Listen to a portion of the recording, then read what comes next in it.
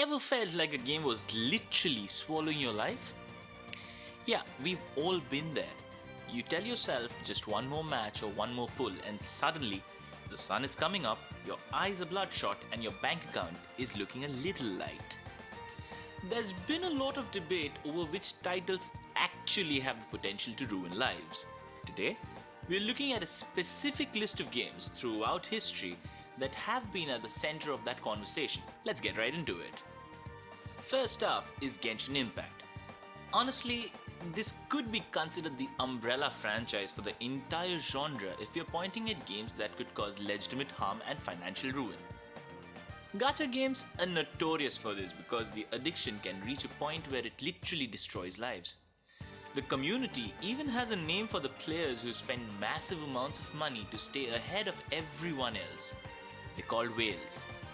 Genshin was the first to globally popularize this world of gacha, and along with its success, it brought a lot of disdain from the fan base for its monetization. Then we have Grand Theft Auto. You don't even have to point to a specific version because they can all be equally dangerous, especially for younger players.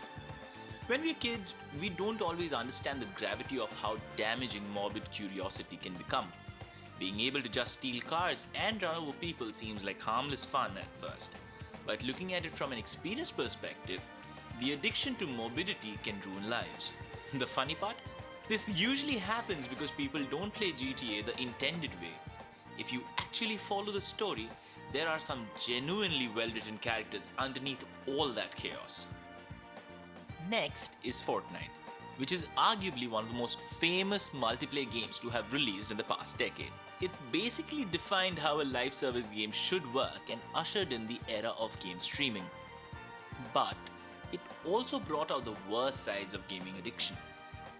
It's a hyper-competitive game that kids absolutely love, which has led to them being exposed to some of the worst influences in streaming culture.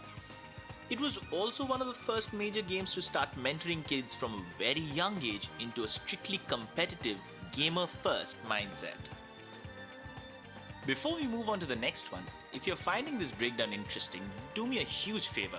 Hit that like button and share this with your squad. And if you haven't yet, subscribe to the channel so you don't miss out at deep dives into the darker side of gaming. Alright, let's talk about the Xbox 360 era. Long before Fortnite, we had Call of Duty titles during the Xbox 360 era. This was back when multiplayer regulation was basically no man's land. It led to what many consider the most crass era in gaming history. Racism and misogyny found a permanent home in those online voice chats.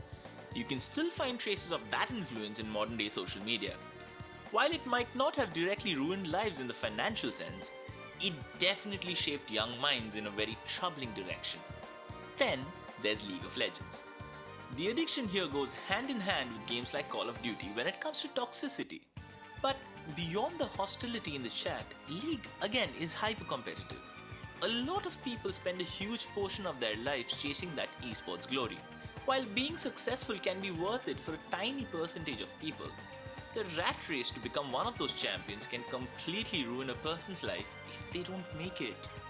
You might not have guessed this one because it's so detached from the hardcore community, but the Sims franchise definitely deserves a spot here. It is extremely addictive. The game allows players to create a virtual world where they can live out perfect lives. Players can put thousands of hours into this experience just to see how far they can take it. For some hardcore players, this starts to bleed into real life, which gets neglected more and more in favor of the virtual world. Finally, we have Honkai Star Rail.